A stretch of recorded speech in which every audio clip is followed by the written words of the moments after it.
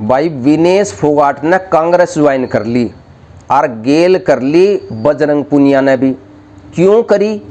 इब कोई कह रहा कि भाई ने ठीक नहीं करया, कोई कह रहा कि भाई ने बहुत बढ़िया कर दिया।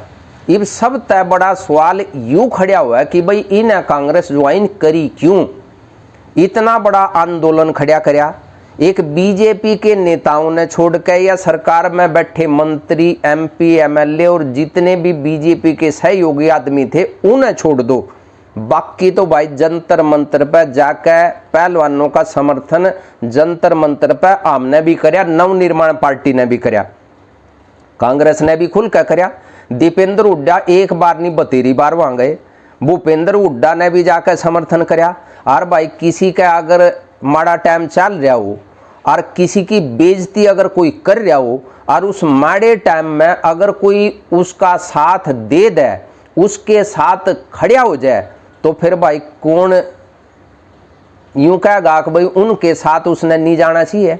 अरे जब ये इनके माड़े टाइम में खड़े हुए थे कांग्रेस वाले या दूसरे विपक्ष के लोग, तो फिर वे पार्टी ज्वाइन के बीजेपी की कर दे। बीजेपी वाले तो ज्वाइन करवा देंगे ना 1 मिनट में, और 1 मिनट तक पहले दे देंगे इन तक टिकट, और इन्हें बना देंगे प्रदेशाध्यक्ष भी और राष्ट्रीय कार्यकारिणी में इन्हें जगह दे देंगे। लेकिन किस मुंह तक है भाई, किस मुंह तक कंधे आक बीजेपी में शामिल हो जो। अब वे कांग्रेस में शामिल हो गए, उन तक टिकट भी मिल गई। विनेश फोगाट तय मिल गई जुलाना तय टिकट कांग्रेस की। अब सब तय बड़ी मिर्ची किसने लगी भाई? किसका लगी सबसे ज्यादा मिर्ची? वह लगी बीजेपी वालों का। ये भी कहने लगे कि भाई जो देश की बेटी थी वो कांग्रेस की बेटी बन गई। अरे कांग्रेस की बेटी क्यों बन गई? विनेश फोगाट ने जो देश के लिए मेडल लियान का काम कराया, वाह भाई क्या बीजेपी के नेताओं की बेटी को नहीं रही? बीजेपी के कार्यकर्ताओं की बेटी को नहीं रही?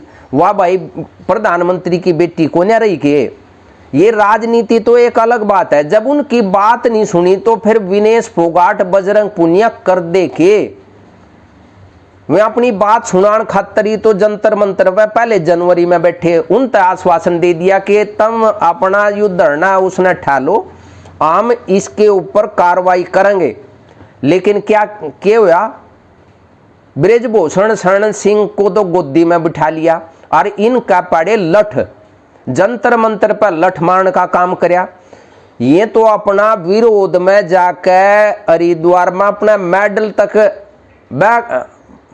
मेडल बाने तक के लिए चली गई थी। क्यों गई थी भाई?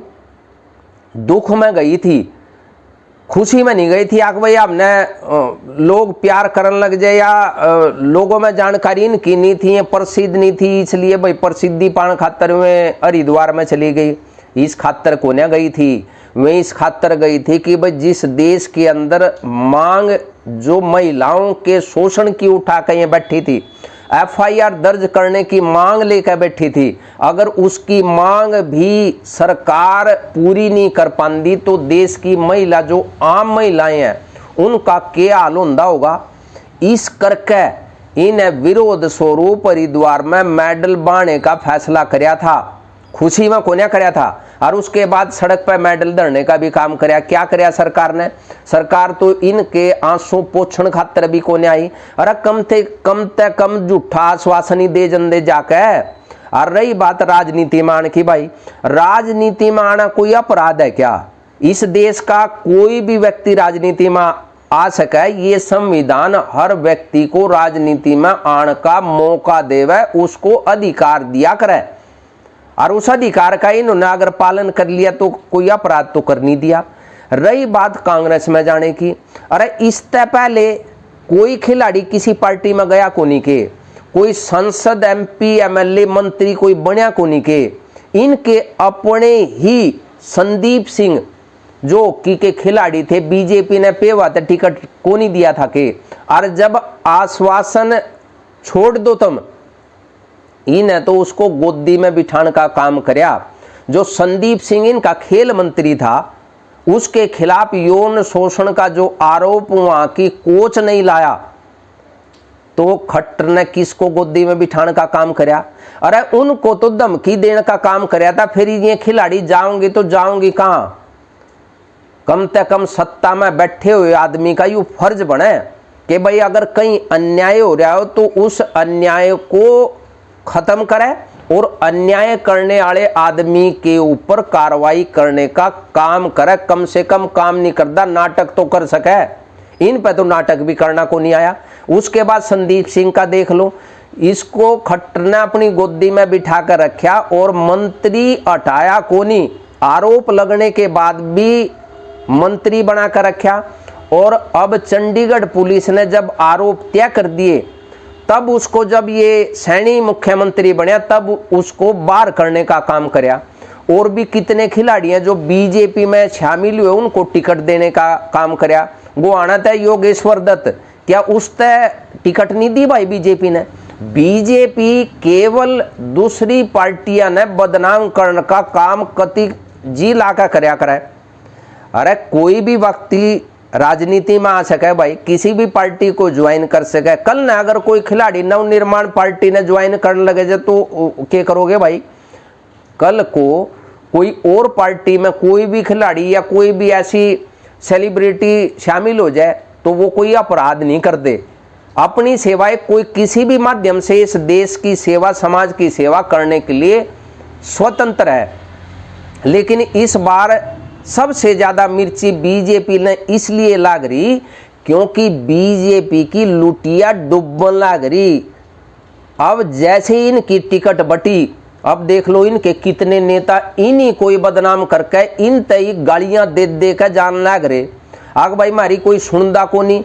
और सबसे कमाल की बात यह है कि जिस कांग्रेस ने भ्रष्टाचार करे थे उनके नेताओं ने शामिल कर दे टिकट देने लग रहे। इसका मतलब थारे पास कार्यकर्ता नहीं, थारे पास नेता नहीं और थारे पास कॉन्फिडेंस खत्म हो गया भाई।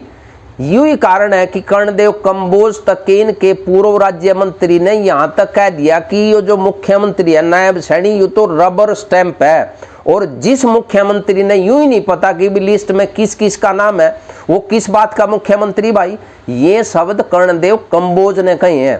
और रही बात सैनी और एक और मंत्री, कंबोज को खुश करने के लिए, उसको मनाने के लिए जब रादौर गए और जैसे ही कर्णदेव कंबोज अपने घर से उस सभा में आया, ये तो खड़े होकर हाथ मिलाने के लिए अपना हाथ आगे मुख्यमंत्री ने बढ़ा और कर्णदेव कंबोज ने यूं हाथ जोड़कर हाथ नहीं मिलाया।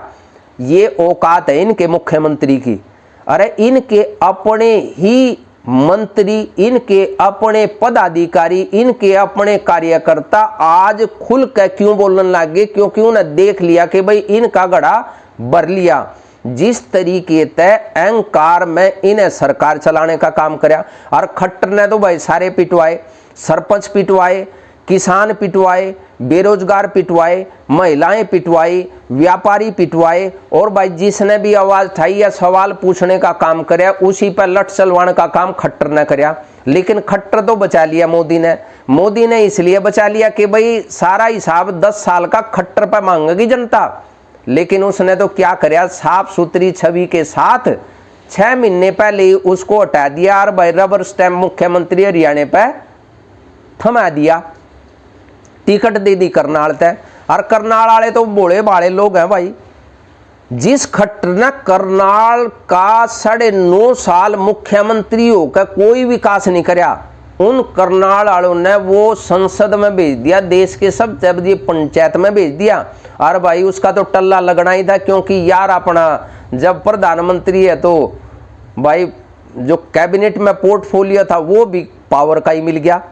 अब हिसाब देने की बारी किसकी थी? अरे हिसाब देना पड़ रहा किसने? बंदा हिसाब भी नहीं दे रहा, वो उल्टा हिसाब मांगने लग रहा कि भाई कांग्रेस बताओ 2014 में उस तय पहले इसने के काम कराया था। अरे 2014 में तो जनता ने उनका हिसाब कर दिया था, 10 साल बाहर बिठा कर रखे थे कांग्रेस वाले। फिर तुम कौन सा हिसाब मांगने लग रहे भाई? 10 साल का हिसाब अपना दे दो, जो काम कराया वो बता दो ना लोगों तक भाई हमने यू काम कराया, जो हमने काम कराया अगर तुमने यू काम बढ़िया लग गया हो तो भाई मारता वोट दे दो। यूं क्यों नहीं कंधे बीजेपी वाले भाई? यूं इसलिए नहीं कंधे क्योंकि काम कराया ही कोन्या। और एक नारा दे रहा कि भाई बिना खर्ची बिना पर्ची। अरे बिना खर्ची बिना पर्ची नौकरी नहीं दी तुमने तो। और वो नाटक करया, नाटक करने का काम करया कि कुछ नौकरियां इस तरीके से दी हैं। मैं बिल्कुल इस बात के लिए एग्री करता हूं कि भाई कुछ नौकरियां लोगों को बिना पैसे के इसमें मिली हैं, इसमें कोई दो राय नहीं। लेकिन भाई है गिनती कितनी गिनती है उनकी, और कितनी रिटायरमेंट हुई 10 साल में ये बता दो, कितनी भर्ती करी वो बता दो, हरियाणा में कितनी वैकेंसी खाली पड़ी है वे बता दो, और यूं भी बता दो वे वैकेंसी जो खाली पड़ी है वे भरी क्यों नहीं। चुनाव आने के बाद ही, चुनाव के नजदीक ही घोषणा करने का काम क्यों कर रहे। हरियाणा की जनता ने बेवकूफ समझ रहे हो के यूं ही घोषणा तो 2014 के चुनाव के 6 महीने पहले उड्डा ने करी थी। इब ये करन लग रहे थे, यूं सोच रहे कि भाई हरियाणा की जनता तो पागल है, मूर्ख है, तब मूर्ख बना कर तीसरी बार फिर सत्ता में बैठ जियो। ईब का नंबर थारा को नहीं पड़ता, चाहे ईब का काला कुत्ता जीत जियो। भाई हिसाब देने की बारी है, हिसाब दे दो, आप अपने इलाके का हिसाब दे दो, कितनी गली, कितनी सड़क, कितने स्कूल, कितने अस्पताल, कितने विकास के काम तब न करे हैं वो गिनवा दो भाई। और कितना पैसा लगा और वो कहाँ लगा यूं भी बता दो, कितनी नौकरी लगाई वो भी बता दो, कितनी खाली पड़ी वे भी बता दो। और भाई प्रदेश की जनता हम हाथ जोड़ कर विनती करने लग रहे, प्रार्थना करने लग रहे, भाई अपना वोट जरूर देने जाइयो। अपना वोट चाहे पक्ष में डाल लो, चाहे विपक्ष में डाल लो, चाहे इंडिपेंडेंट तक डाल लो, डाल के जरूर आओ।